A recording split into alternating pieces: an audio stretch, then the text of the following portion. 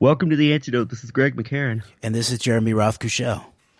Jeremy, we say this pretty much every week of the Donald Trump circus that is masquerading as a presidency, but what a week.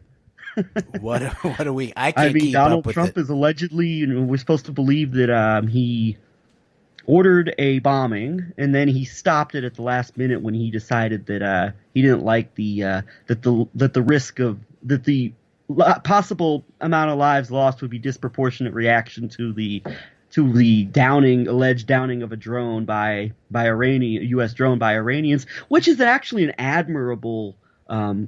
somewhat admirable if it's true, although I have my questions about it. But Trump is a hero for basically stopping what he authorized at the last minute, and just like with so many other things, there's so many different narratives that are running through the quote unquote alternative media, while the traditional kind of anti-Trump deep state media is simultaneously kind of pushing the narrative that Trump is soft, which on one hand I guess might be designed to maybe try to undermine some of his support base, and also at the same time, rightly I think, not going for this, not wanting a strike of, or not wanting any type of military action done against Iran, which I think obviously is the right perspective. There's so many different narratives that are going through here, and I think in a couple minutes we're going to zero in on a specific character at Fox News by the name of Tucker Carlson that I'm sure all of our listeners are familiar with. But Jeremy, what are your just basic thoughts of just this last week of just media? Just mainly, more or less, I find the reactions of the media in many ways even more interesting than the events themselves. And this is one of those weeks where it's been very telling. And there's a number of examples that we could get into. But what are your general oversights on just what we've seen the last 3 or 4 days and just the way people are responding to this? And it seems that there's just confusion that's being put in place just for the sake of confusing people. Well, I haven't really been tuned in so much to exactly what's been going on, and I'm generally aware of the raising of the tensions around the Iran situation. In fact, earlier in the week, Dennis Ross made an appearance on the Washington Journal on C-SPAN, and I was able to get a call in to him. I was fairly quickly cut off. But that was like where I began hearing some of what was going on, and then later in the week, the escalation and the announcement of like on the edge of a potential air attack. It sounded like in relationship to the shooting down of the U.S. drone. Then began to, and I'm sort of out of the loop in terms of the timeline here and what all is going on. But it is very, very interesting that it's alleged that someone like Tucker Carlson is deeply involved in some type of advice to the president. And I saw also that the White House gave access to George Stephanopoulos to go into ride in the Beast presidential limo and on Air Force One with Trump, and to interview him about things and some of their interactions specifically around things like polling. I think is very, very interesting. We've touched on the issue of polling in relationship to the controlling of our elections more generally, but also very specifically around this last 2016 election. And there's a lot of issues that should continue to be investigated around the use of poll numbers as basically weapons in elections.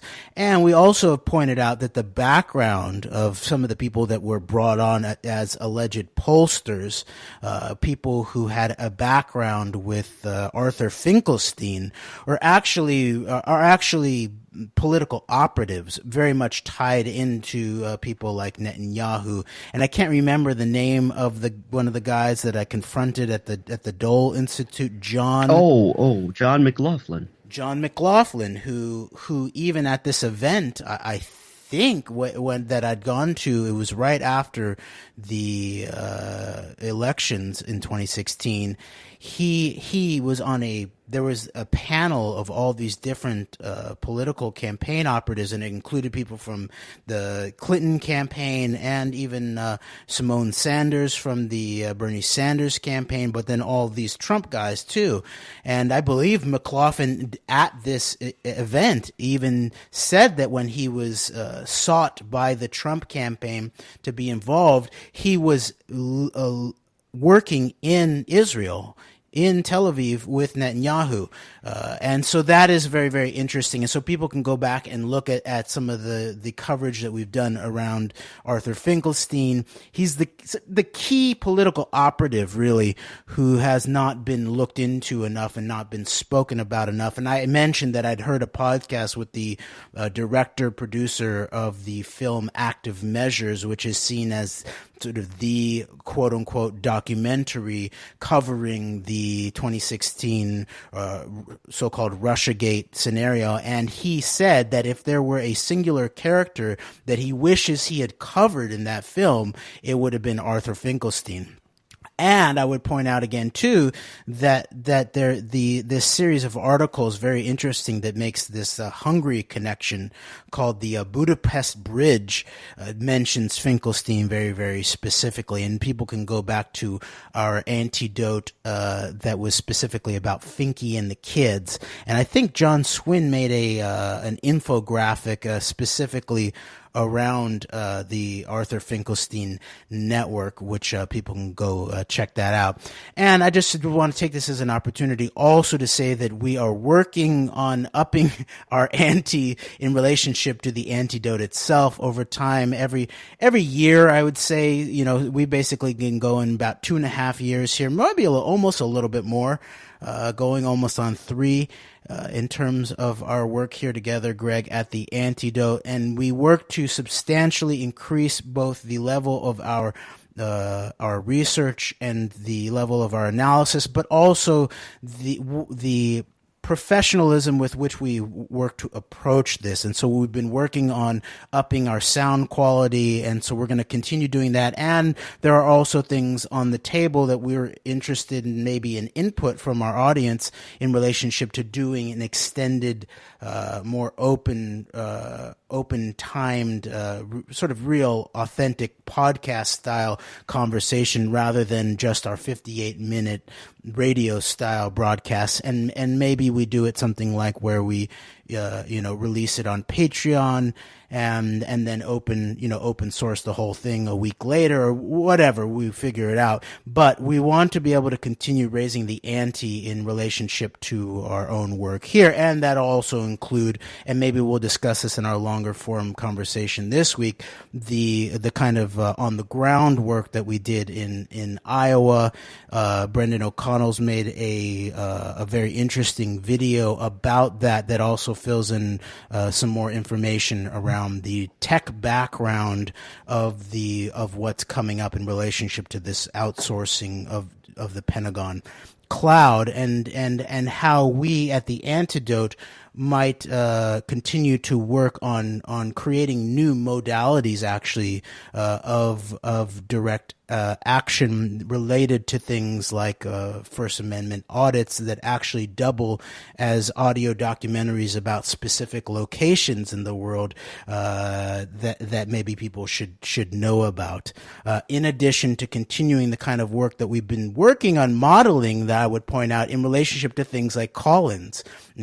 Washington Journal, C-SPAN is a great one. I would direct anybody who's interested in this issue of the cyber domination issue, Talpiot, the Jedi Pentagon cloud issue, to look into calling Washington Journal. They have open lines every single day where you can bring up pretty much any topic, but they also have guests such as people like Dennis Ross who can then be exposed with facts, and it's really sort of the policy wonks it's the DC heads network. At the same time, it's very grassroots, and people of all different political backgrounds and persuasions around the country and around the world really watch that show. But we've also done call-ins to radio shows, and so I think that continuing to work on that and an attempt to model the possibility of using these other platforms to educate different groups of people outside of these specific,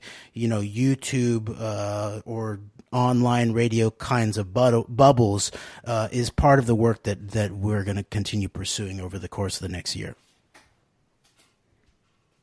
Yes, for sure, and we are definitely working on upping the ante, so to speak. Is there's many ways that I'll admit we're lacking in as far as getting our message out to people, and that's partially due to things that are in my control as well, and also things that I'm personally beginning to step up my own efforts with recently getting a new microphone and a new laptop, and no longer doing the grainy cell phone recordings, even though they did work out for me for a period of time. But just little things like that combined with just it's a process of just getting your word out there more and raising our efforts. And this is definitely the time to do that, because I feel like this is we say this all the time, but this is truly a very important this election coming up and everything surrounding it. Not even so much the election itself as all of the events that are just around this time in history. This is an important time in history, and I feel like I really feel like it's very important for us to be out there to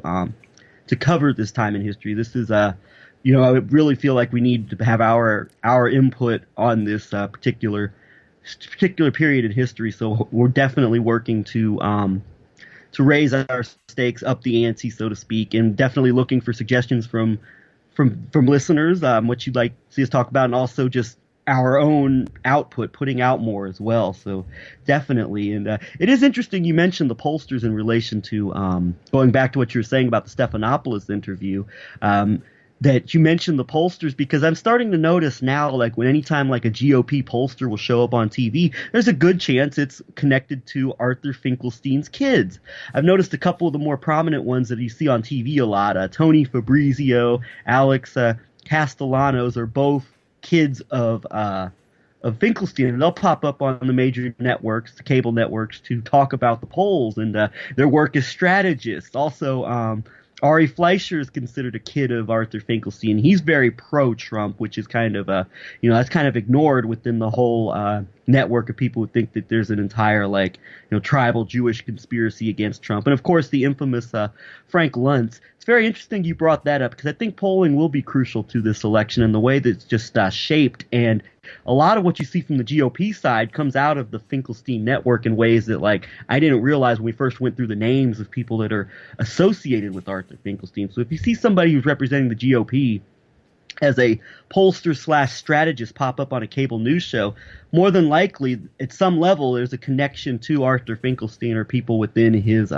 network of operatives, Finky and the kid, so to speak. So that's very interesting you mentioned that. And also, to me, this is going to figure, I think, into our conversation we're about to have. What stuck out to me in the Stephanopoulos interview, which I did not watch in its entirety, but it's the clip of and this is something that was picked up on by people who want to sell Trump as a hope and savior type of figure, was the September 11th interaction where Trump says, I know that Iraq wasn't responsible for 9/11. Then he looks Stephanopoulos in the eye and says, and I know you know that too, George, which of course was picked up on by the usual suspects, namely Alex Jones, as proof that we're going through once again what we went through last summer, that, Trump's about to expose September 11th, and it didn't happen then. And I can guarantee you it's not going to happen now. If it does, it'll be some type of effort to link radical Islam or Iran, because if Trump was seriously trying to expose 9/11, the support base of people who are supporting him that are actually influential, that are the movers and shakers, would drop him in a hat.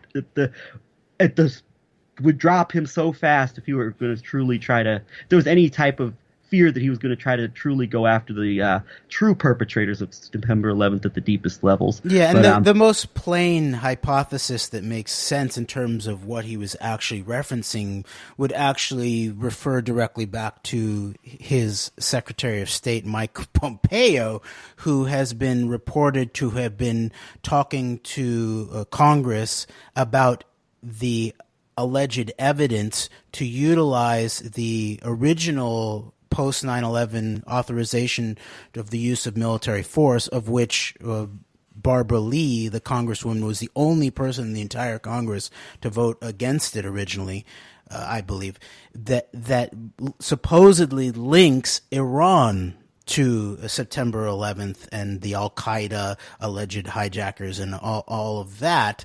And so that makes the most sense in terms of what Trump would actually be referencing, is the kind of things he's being told by the Pompeos in his administration, that that he has executive authorization post 9/11 via the AUMF to use an executive decision to use force against Iran based upon these allegations of connections to 9/11. So this again shows this network behind Trump in many ways and operating via his administration. And so there is some pushback from Congress saying that no, you do not have authorization to do that under the AUMF post 9/11, and that we the Congress still have the war powers under our control. Of course, we've already talked about that in the post National Security Act, the United States of America,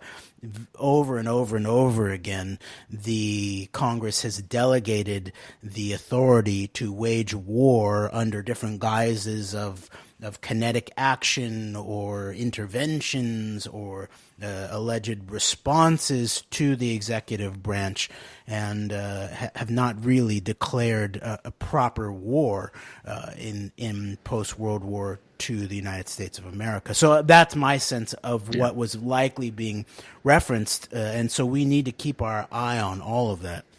Yeah, that's interesting that you mentioned that, because it's interesting that there was a quote unquote debate on Fox News between Congressman Matt Gaetz, who's kind of become one of the top pro-Trump kind of insurgent GOP congressmen in recent years, and Michael Waltz, who currently is serving as a congressman in Florida, who was close to Cheney. I forget the exact role he played under Cheney during the Bush administration, but and they were kind of disagreeing about the use of military force against Iran. It was interesting that you have Waltz, who's kind of a hardliner from the Cheney era, and Gaetz, who's a pro-Trump guy, who's seen disagreeing over it, and Gaetz kind of taking the side of not wanting to rush to use military force. So that was interesting, and also what this would make sense from a longer term perspective, because like what we've identified as this real kind of a hardline faction around Trump.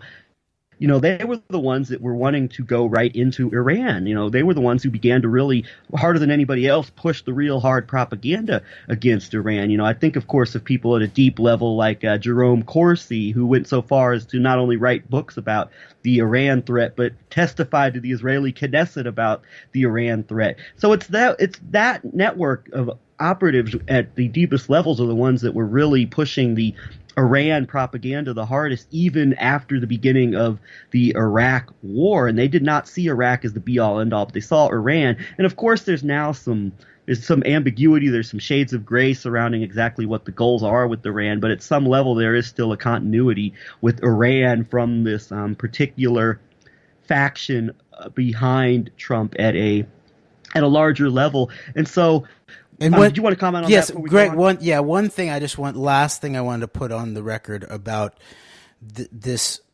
situation in relationship to Iran, and then how it's being blatantly connected back to September 11th, is first of all, once again, how September 11th is still the critical key geopolitically to understanding what's going on, and I would also assert to unlocking what's going on in terms of the entirety of American geopolitics and strategy moving forward. And it's not just foreign policy, obviously, in relationship to the rise of the fusion centers and cybersecurity, most obviously in relationship to the use of September 11th as a way to supercharge, most intensely, obviously, these Israeli military intelligence affiliated or originated cybersecurity companies as quote unquote cybersecurity shopping mall of the world. And again, direct people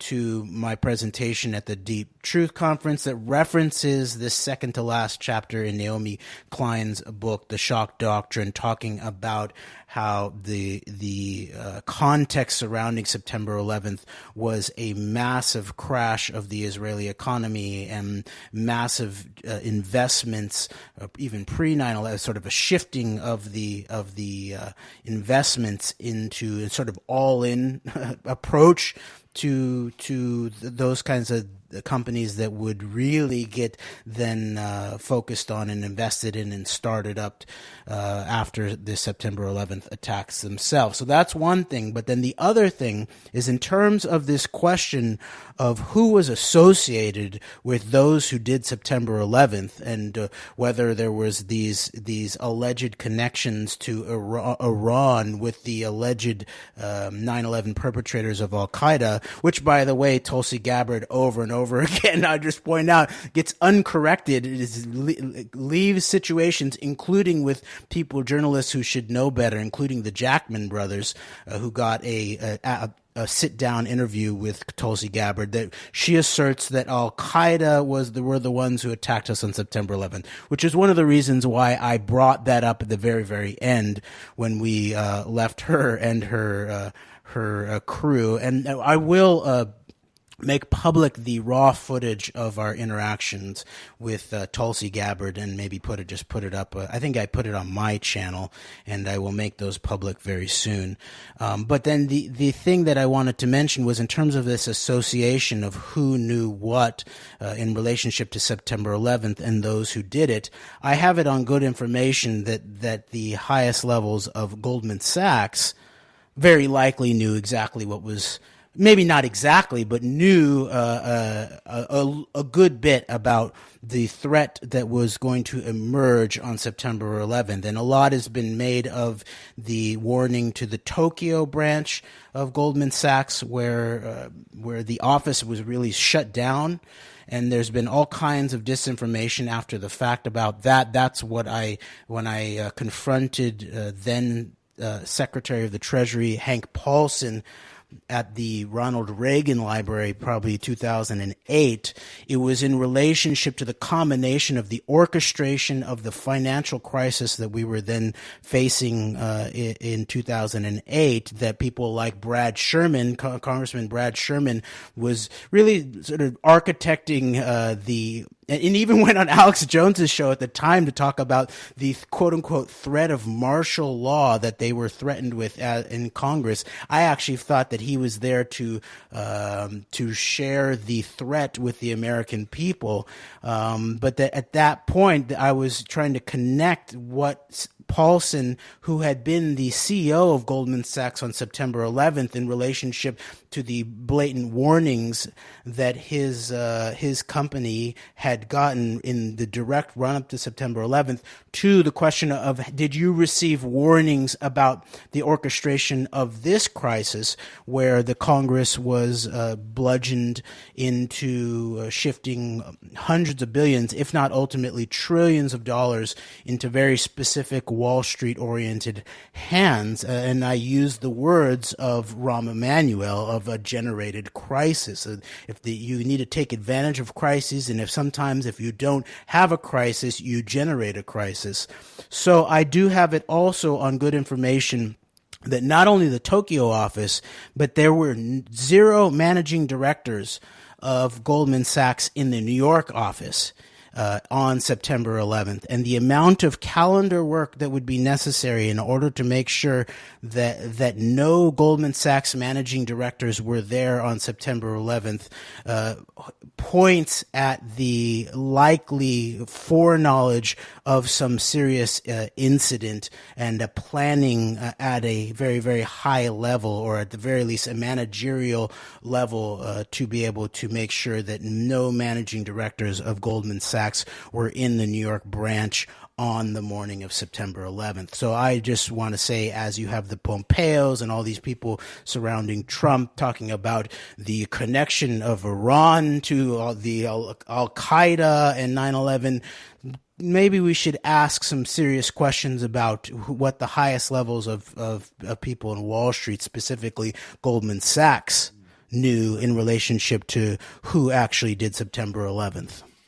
That would be an interesting path to kind of follow and to look into with the direct or indirect at best of involvement of people like Maurice Hank Greenberg of AIG, and of course his son Jeffrey Greenberg, who was the CEO of Marsh & McLennan, where hundreds of World Trade Center employees died, while Greenberg and his and of course the infamous Paul Bremer were missing from work that morning. And so those would be people to look into, perhaps as having an understanding maybe of what maybe who did and didn't know what at Goldman Sachs. And it's interesting you mentioned Paulson. I didn't realize he was the CEO of he was basically in a top position at Goldman Sachs at the time of September 11th, went on to be the head of the Treasury when this financial collapse happened. It's also interesting that on the other side you have, of course, former naval intelligence turned Goldman Sachs banker Steve Bannon kind of heading the Trump campaign and pushing so much of this crucial information regarding the clash of civilizations element of the war on terror. So that's interesting as well. It's just I'm glad you've opened this up. This could be a new front to open up to look into, as far as maybe a new front of an event like September 11th that they're still putting many answers together for all these years later, that still I think continues to be the most important event to understand of certainly of our generation, definitely, as far as the events that continue to be shaped out by it in so many different ways, shapes, and forms, and ways that I think we still may not even realize the depths of just how much we're influenced directly by September 11th. So I'm glad you brought that up. And getting back into this media narrative that was shaped, it's the combination. So now you have the 9/11 aspect of it, but also this whole idea of Trump the patriot is stopping stopping what he authorized. He decided that, it's too many lives are at risk, and we're going to, people are going to die, and I can't take this risk. And, you got Paul Joseph Watson on Twitter absurdly praising Trump for stopping this because he took lives into consideration, while absurdly claiming that Obama would have bombed Iran without blinking an eye, and the media would have praised him for it, which is not true at all, because of all the faults Obama had, one of the things he never had any type of designs on doing, and even the slightest bit of a desire to do, was bomb Iran. So that's a big lie on behalf of Paul Joseph Watson, who basically at this point, he's lying when he moves his lips. So, but and then what I want to zero in on, what I think we want to focus on based on some information we were just looking up this morning, is this. And Greg, might I just say that I believe that I think it's not just the inflection and all of that, but I think it's actually a certain role is played by, I believe, the Paul Joseph Watson of the alt-right, Mark Collette. Yes. But we can put that aside for now and move. Yes, we'll we'll have to talk more about that later. We can talk more about that at a different time. It's yeah, for sure. We've got a lot of opinions on that particular character that we can talk about in the future. But so one of the key players, maybe the key player that's kind of shaping up, is the I guess Trump's whisperer at this point. The man who Trump is allegedly going to for advice on Iran is, of course, Tucker Carlson of Fox News. And there have been numerous media stories coming out the last few days that Tucker stopped Trump from urging him not to attack. And he's on TV calling John Bolton a bureaucratic tapeworm and warning against the why are we focusing so much of our attention on Iran? This is bad for America. And in the process of this, Tucker Carlson's become like a cult hero, especially on the right wing, from the right, but also from an element of the anti-establishment left as well. I mean, you kind of have this where Tucker is not only is he a hero to people who would normally be attracted to his style of commentary, of course, being people who are on the right side of the political realm that are more, it's kind of the Trump base, and also even some of the more conspiratorial elements of the Trump base who think that, Tucker's helping Trump stand up to the deep state. But also there's this leftist base that it represents itself as anti-imperialist. They're very much critical of the idea of Russia being this usurping influence in American elections and this usurping influence in the world in general, that are very much cheering on Tucker Carlson. People like Glenn Greenwald, it was Greenwald who Tucker was talking to, I believe, while he made some of the more provocative comments about Iran this past week. It was Glenn Greenwald who was being interviewed by Tucker. And also, of course, Max Blumenthal, and we've gone in depth into Max Blumenthal's history and the history of his father. These seem to be some of the primary cheerleaders of Tucker on the left, and also, of course, Jimmy Dore of the Jimmy Dore Show, obviously.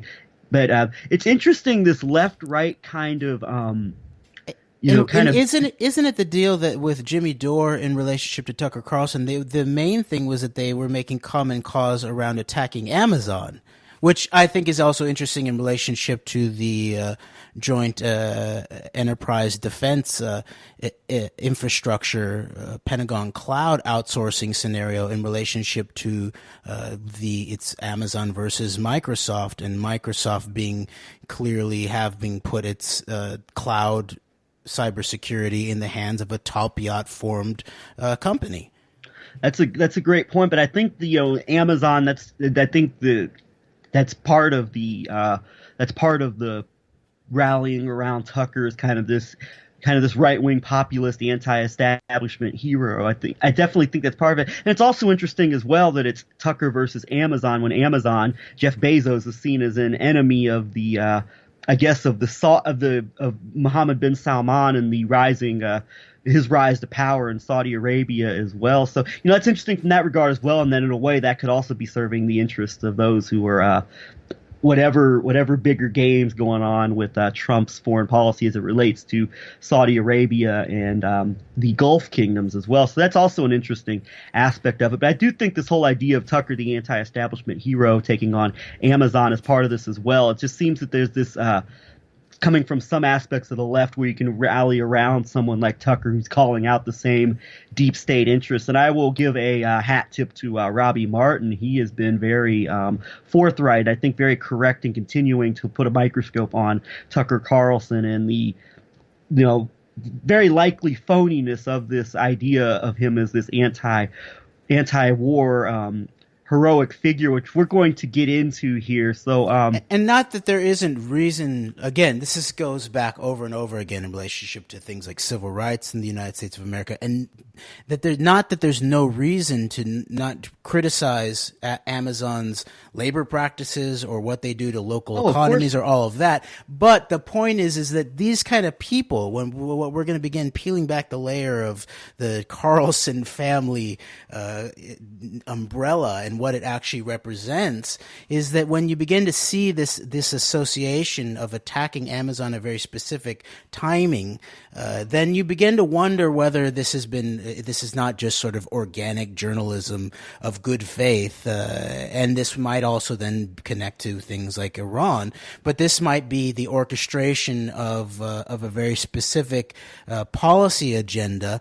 And like you pointed out, that this connection to the Saudis apparently having this contentious relationship with Jeff Bezos, it should be pointed out that the hacking not only of Khashoggi's phone, but also in relationship, I think, to the exposure of Bezos and his mistress and all of that was tied into allegedly to the Saudis also, was apparently being run via these Israeli military intelligence cyber weapons such as Pegasus software, the NSO group again will point out Michael Flynn having been on the board of the NSO group and all of that. So once again, there's this deep connection in relationship to when you see the Saudi public front, there's this Israeli military intelligence back end to a lot of this too.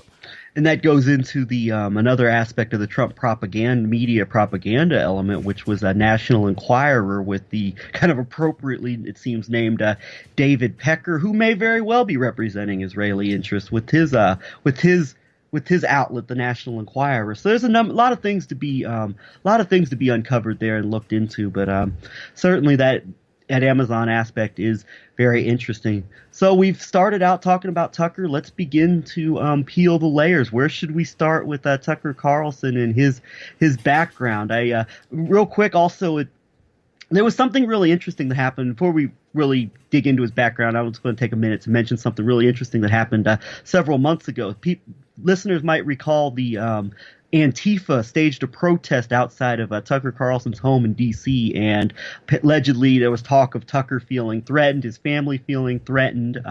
What I found interesting about this was the details of this Tucker Carlson Antifa raid. The Antifa group that was protesting outside his house, I guess, gave an official statement to a man by the name of Alexander Rubinstein. And Alex Rubinstein's interesting because he's I don't know a whole lot about the guy, but he's interesting in that he was, in the past, he's been with RT. I believe he's currently with Sputnik, Russia, and he's also recently gotten involved with Mint Press News, which could be problematic for reasons that we could possibly talk about in the future.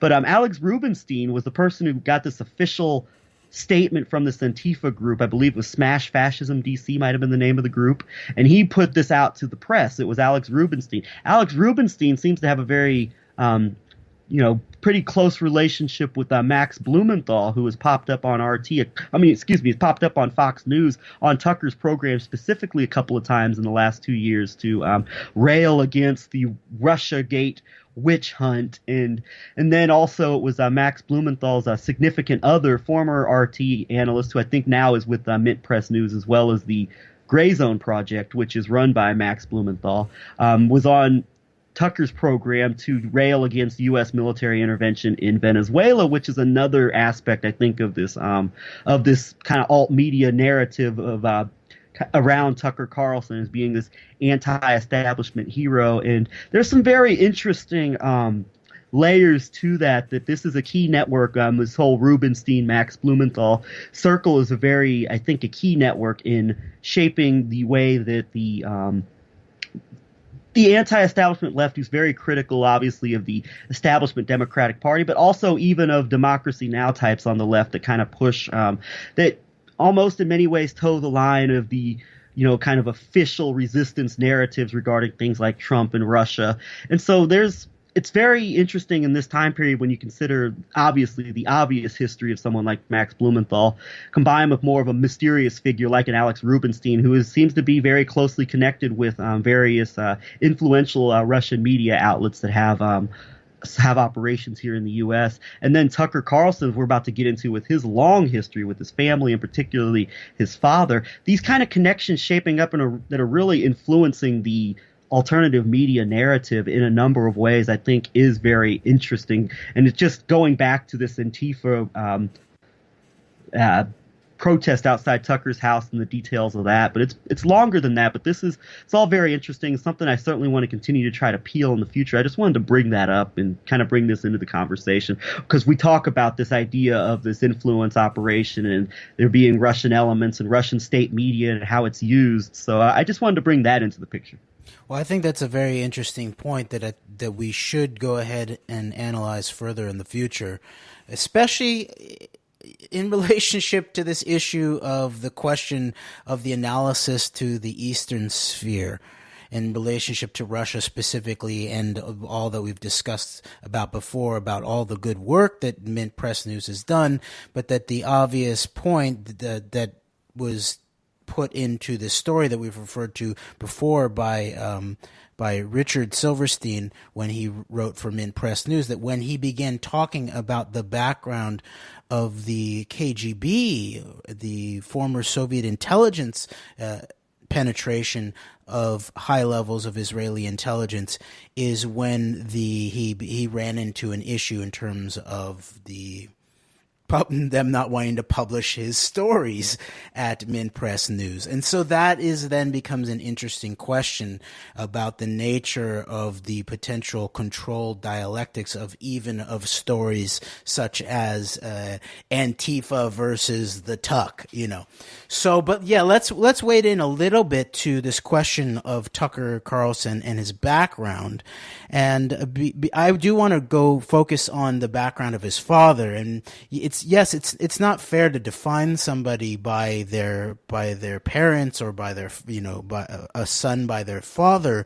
But if you have a son who's basically just carrying on the father's work at some level. Yes, that has been our primary criticism of Max Blumenthal, is that not only is he his father's son, but he has actually helped his father push propaganda that was designed to aid the Clinton State Department. So, it's similar to that with Tucker Carlson, as we're going to get into here. It's not just condemning somebody for who their parents are. You can't help who your parents are, but you can help what you do and how that might shape a nefarious agenda that your parents have been involved in shaping. So yeah, and especially if there's a network of where it looks like someone is at the very least a high-level political operative. The father is a high-level political operative, but then there's also, in terms of either the institutions that they work for or the way in which they operate, suggests that they are very likely some type of intelligence operative of some sort, which I think in the case of both the Blumenthal situation and for sure with this Carlson situation, that it would be hard not to go there in terms of an analysis that these are, spooks of, this is a spook, this is an intergenerational spook scenario of some sort that we need to figure out what it is. Then I think it's completely fair to deal at the very least with the continuity of the political networks and agenda and activities, intergenerationally, especially in relationship to someone like Tucker Carlson and his father. And I just want to point out before we delve into the father, Richard Carlson, that Tucker, to me, the timing, I believe that Tucker was sheep dipped via Alex Jones in the run-up to the Trump operation is what it really looks like. The timing of that. You remember, you can go see like videos of, I think, Tucker Carlson and talking to Adam Kokesh, and Tucker Carlson using very nasty language around Alex Jones. And then somewhere in the realm of 2014 into 2015, in that area, Tucker Carlson starts showing up and sitting next to Alex Jones, and Alex Jones, confronts him about Building 7, and Tucker somehow has, not been able, uses Google even less than Noam Chomsky in relationship to Building 7, and he's never seen it before. Yeah. But I believe that Tucker was very blatantly sheep-dipped as an Alex Jones-style mode patriot. They focused on his libertarian credentials, on his gun credentials, and all of that, and in the direct run-up to the Trump operation. And you see that Tucker Carlson becomes a key, not only, as you pointed out, a potential whisperer of Trump himself, but definitely a washer of the surrounding wake when the actual patriots from the right who voted for Trump begin to wake up about the dupe Trump pump and dump operation that they've been the dupes for. And that's why this multipolar angle with Russia and this shifting to the east that seems to be going on under Trump becomes very important to the narrative, because on the surface it does sound like Tucker Carlson's doing a service, even if you don't take his history into consideration. On the surface it does sound like Tucker's doing a service by warning against U.S. Military operations in Iran. But there is a bigger picture to this that we're still trying to uncover as relates to this shift to the east and whatever's going on with the Russian angle, which of course maybe some answers will be questioned coming out of this trilateral summit, which I believe could be going on right now between John Bolton and the Russian and his Russian and Israeli counterparts in Jerusalem, where the future of Iran's presence in Syria is said to be a key topic of this event. So there's definitely a multipolar aspect of this that we will certainly get into very soon. But following up real quick on what you said about Tucker and Alex Jones, Tucker lied right to Alex Jones's face about if he'd ever seen Building 7 fall. He acted like he'd never heard of it when Tucker Carlson, back when he was still a bow tie wearing pussy, as Jon Stewart called him on Crossfire on CNN a number of years ago, when he had his MSNBC show. It did interviews attacking both David Ray Griffin and Dr. Stephen Jones, mocking them for their beliefs that the towers fell via controlled demolition and pushing some of the scientific anomalies, inconsistencies with the official story of 9/11. So right there, Tucker Carlson lied right to Alex Jones's face, and I don't think Alex ever called him out on that. In fact, I can guarantee Alex never called him out on that. Yes. So now let's get into this. History, and real quick, I will point out that Tucker in 2012 on Fox News, in this as detailed in the Think Progress article written on February 22nd, 2012 by Eli Clifton, who's shaped up to be, I think, one of the better analysts when it comes to the neocons over on lobeblog.com. Tucker Carlson said that Iran deserves to be annihilated. This was during the Obama presidency. This is only 7 years ago. He put out somewhat of a half-hearted mea culpa. But here's a guy now who's supposed to be the leading anti-war voice on television, who just 7 years ago was saying Iran deserves to be annihilated. So yes, and that along with what has been leaked about what he said publicly about the Iraqis. And he was one of the most vicious, dehumanizing aggressive war propagandists of that entire set. Yeah. And people need to not forget that. And there's been no mea culpa. And so this is to me, this looks like a new job of his. Yeah, and I mean, I knew how bad Hannity was, but I knew Tucker Carlson had connections. I knew he wrote for the Weekly Standard, Bill Kristol's publication, which should be a red flag for anybody that, he was writing there around the time of September 11th, I believe. And I knew how bad Hannity was, but I didn't realize just how bad Tucker is. And there's also another element to his broadcast, whereas he's pushing the anti-interventionist side of things, quote unquote, he's also doing monologues talking about how anti-American Ilhan Omar is because she doesn't think that the U.S. military is a force for good in the world. He had on a former Navy SEAL to defend Ilhan, or defend his wonderful comrades from the smears of that ungrateful Somalian Ilhan Omar, who doesn't appreciate all that the great and noble U.S. did for her people during the Black Hawk Down operation. So, I mean, that's another aspect of it, and it very much fits into the class of civilizations element of this global war on terror, which is shaped since September 11th. So, yes, and so let's just go look into the background of the father of Richard Carlson, aka Dick Carlson. And it's interesting. You go to Wikipedia, and it gives some of his background. He was an orphan and taken into the Carlson family, and he was in the Navy. He was from 1991 to 1992. He was the U.S. ambassador to the Seychelles, as you pointed out, the location of the meeting that became infamous in relationship to the Eric Prince, the UAE, and the head of the Russian Sovereign Wealth Fund, Kirill. And this is in relationship, of course, to the 11/9 operation. So just an interesting location. Then he returns to the United States and becomes the president and CEO of the Corporation for Public Broadcasting, the steward of the federal government appropriation in support of American public broadcasting. And we'll delve a little bit more into that, too, maybe in future shows. But that, of course, is significant because that is very much related to things like the Voice of America, which he also is involved with, and then the the Broadcast Board of Governors, which I am becoming more interested in the deep roots of things like the domain of cyber itself, which goes back to things like cybernetics, interesting figure of Norbert Wiener, but then also this question of where Silicon Valley and the internet actually come from.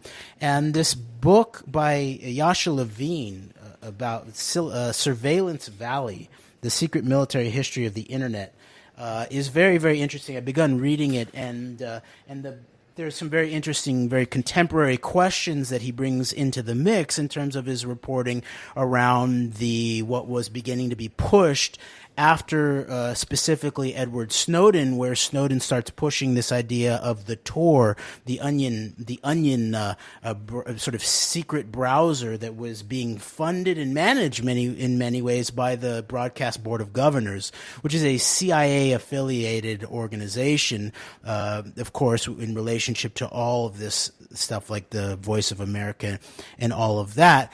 But then also specifically the background of the internet as a weapon of alleged counterinsurgency, I think needs to be dealt with more and more. In addition to this question of the Israeli penetration and all of that, the further compromise of it in relationship to the security of we the people in the United States of America and worldwide. And I would just point people to an interesting Media Roots podcast that Robbie Martin did with Yasha Levine in 2018, where they explore some of these questions and more. And so I just wanted to put that out there in terms of this question of the Broadcast Board of Governors.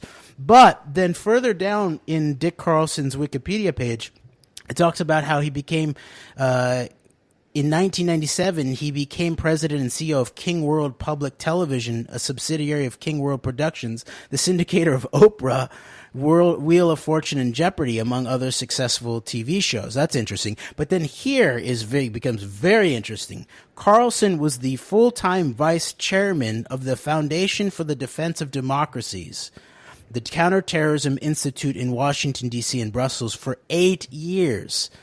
Okay, so this is very, very, very key. And then there's an additional, what's interesting is then you go through and you click through to the announcement by the Foundation for the Defense of Democracies, and people can go look at the background there. Of course, implicated, I believe, also in the film The Lobby as a key touch point by the Israeli Ministry of Strategic Affairs in relationship to running intelligence operations against This happened in April people. of this announcement was made in April of 2003, which is just weeks after the beginning of the Iraq War.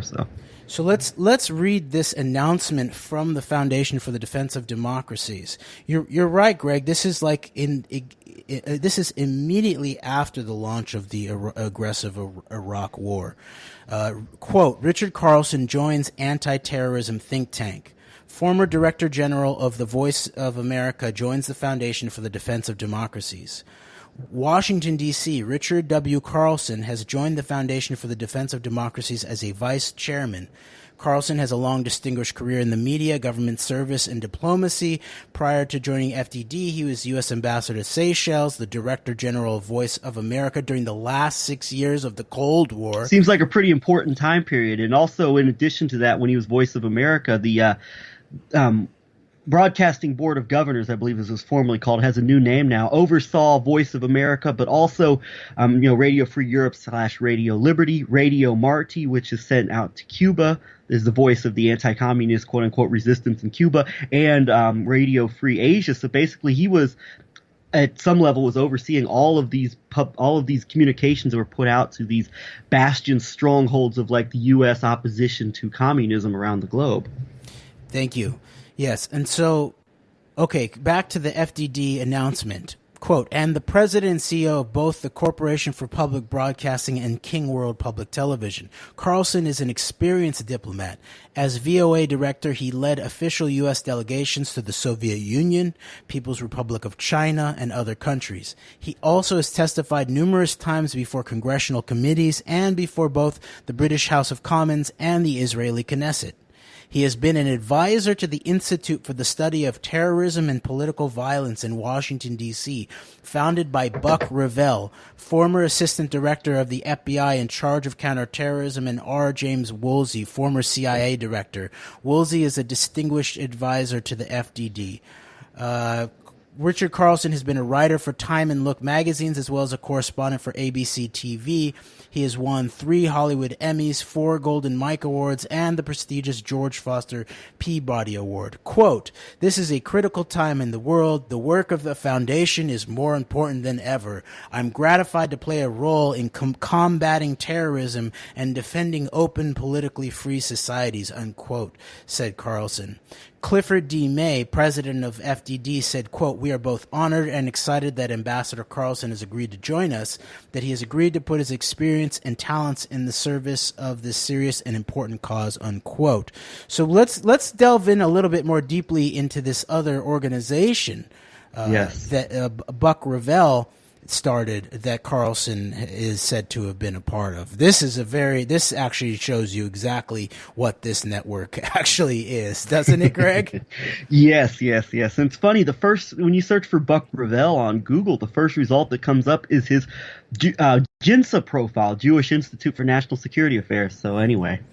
Yes, and what's interesting is the other members of this group, the Institute for the Study of Terrorism and Political Violence, the first person listed after Oliver, quote unquote, Buck Revell is Yigal Carmon, who I believe is an Israeli figure, is an Israeli, I think. I'm not sure about that, but we'll look into that. But then also down here in relationship to JINSA is one Stephen Pomerantz, who has been a JINSA official, also high-level FBI counterterrorism, and I am aware of him also as being at the epicenter of starting the Secure Community Network, the quote-unquote our quote-unquote Jewish Homeland Security, where even people like the now current head of the digital operations for the Pentagon in relationship to stewarding this corporate cloud project, Brett what's his name again? Brett Goldstein. Sorry. Brett Goldstein comes up via Chicago with the now current director of the SCAN, a Secure Community Network, Michael Masters. And so this is a specific milieu, and JINSA, as we pointed out over and over and over again, whether it's from people like Ken Blackwell, right, who was put on the board of the election integrity Trump operation with the also tied in with the Family Research Council, key figures at the Senate Council for National Policy, including General Jerry Boykin. So. Yes, and people like Bolton himself. JINSA is heavy at the center of a lot of this, including what's known by the Jewish Voices for Peace as the deadly exchange in relationship to the orchestration of the trips sending police and police executives to Israel directly in the wake of September 11th. So Pomerantz is very much in that mix here, along with other people on the board, such as Carlson. So that's very, very interesting. Yes, okay, so Yigal Carmon, a former servant in the Israeli military intelligence, Colonel Yigal Carmon, I'm reading from the WikiSpooks profile, between the years of 1968 to 1988, key time, of course, remember, in relationship to the wake of the assassinations. 68, of course, the year of the Robert Kennedy assassination, also the stewarding of the relationship with James Jesus Angleton, the transfer of all the Israeli nuclear material into the era of the War on Terror, the Jerusalem Conference, the beginning of the cyber domain, and really towards the end of his time there was when Israeli military intelligence began to really set its operational sights on the World Trade Center, in which time he was the acting head of civil administration in Judea, as well as an advisor on Arab affairs for the civil administration. He co-founded MEMRI, Middle East Media Research Institute, in 1998. Of course. Okay, so MEMRI is Israeli military intelligence, and it says affiliation Steve Emerson, which then again connects back to this question question of all this whole network of the highlighting of the threat of the Muslim Brotherhood, Obama as a Muslim Brotherhood asset and all of this. So we'll connect all of this, and people can go do some reading on the backgrounds of Buck Revell, Yigal Carmon, Richard Carlson, Steve Pomerantz, Peter Probst, and some of these people I've never heard of before, but I think we should probe this as key to the network that is running operations via the Trump 11-9 pump and dump operation. So I guess we're at the end of our time, Greg, but we will continue to probe these matters and let you know what we find out. So until next week. Yes, definitely. Thank you, Jeremy. Thank you, Greg. Antidote. We out.